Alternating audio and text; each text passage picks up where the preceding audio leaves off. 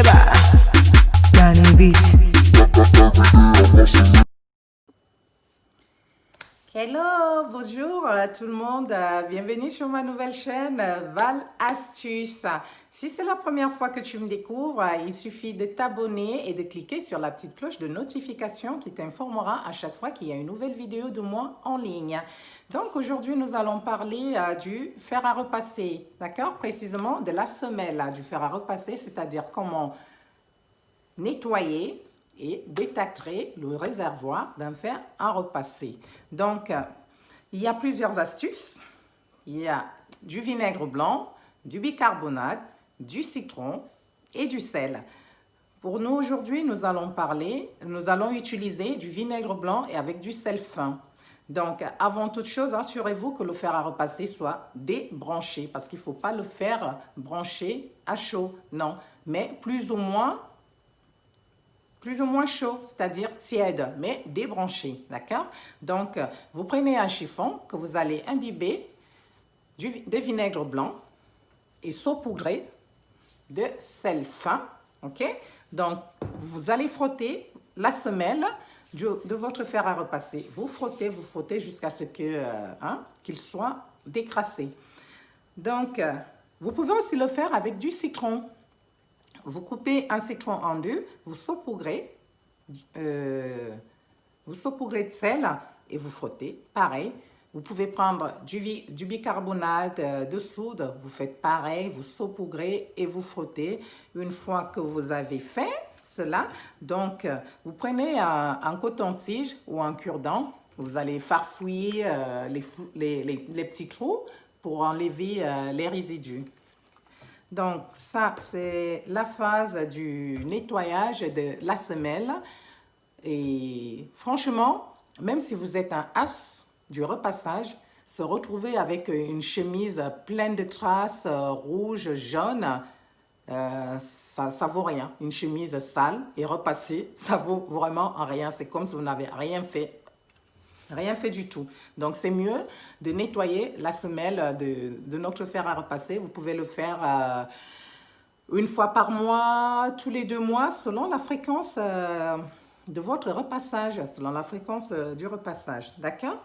Maintenant, pour détâcher le réservoir de votre fer à repasser, vous prenez, on va dire, selon la capacité de votre réservoir de fer à repasser, vous prenez une tasse de vinaigre blanc que vous mélangez avec de l'eau, ok, que vous allez mettre à l'intérieur du réservoir et là, vous allez rebrancher votre fer à repasser et vous le mettez en mode vapeur et qu'il soit vraiment au maximum de sa chaleur, d'accord? Vous le branchez en mode vapeur, ça permettra que la vapeur que le fer à repasser va dégager, que le tartre sorte du fer à repasser, d'accord? Vous pouvez le mettre debout, franchement c'est mieux de le tenir debout, le fer à repasser, mais pas entre vos mains, d'accord? On est bien d'accord, il ne faut pas se brûler, vous le posez quelque part, mais il ne faut pas le mettre à plat, parce que sinon les résidus ne pourront pas sortir, ok? Donc vous le laissez debout sur une table ou par terre, mais pas le tenir comme ça pendant que la vapeur elle est en train de se dégager, quoi. Maintenant que la vapeur, vous le laissez pendant 5 minutes et vous le débranchez.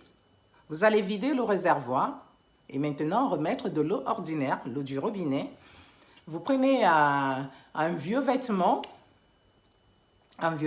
vous rebranchez votre fer à repasser avec de l'eau ordinaire, bien sûr.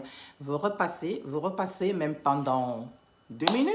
Ça permet de rincer le fer à repasser et que les résidus qui sont restés puissent sortir de votre fer à repasser. D'accord? Donc, bon, voilà. Et maintenant, pour ne pas... si vous ne voulez pas utiliser de l'eau... du robinet, de l'eau ordinaire, vous pouvez trouver dans les commerces de l'eau déminéralisée pour le repassage. Vous pouvez alterner, sachant qu'on a toujours besoin du calcaire. On a toujours besoin du calcaire pour repasser. Eh bien oui, c'est étonnant, hein, parce que c'est le calcaire qui apporte de la vapeur. sauf si vous avez un fer à repasser classique qui n'a pas de vapeur. Mais sachez que ce n'est pas la vapeur non plus qui repasse. La vapeur permet juste de défroisser le tissu. De défroisser le tissu. Ce n'est pas la vapeur qui repasse. Parce que vous allez voir, dans le temps, on utilisait des fers à repasser avec du charbon, mais il n'y avait pas de vapeur. Donc, c'est la chaleur qui repasse le fer à repasser et la vapeur vient défroisser le tissu. À moins que vous ne voulez pas utiliser de vapeur, là, vous n'avez pas besoin d'eau. Mais c'est très important. Aujourd'hui, il y a des vêtements qui ont des gros plis. On ne sait pas comment s'en débarrasser. Donc, on a besoin de vapeur. Et la vapeur, on l'obtiendra à partir de l'eau du robinet qui contient du calcaire.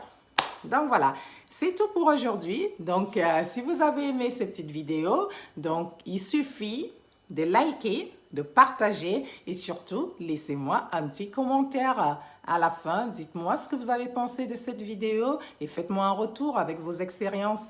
D'accord? Je vous embrasse très très fort et je vous dis à bientôt pour des nouvelles astuces de Valastuce.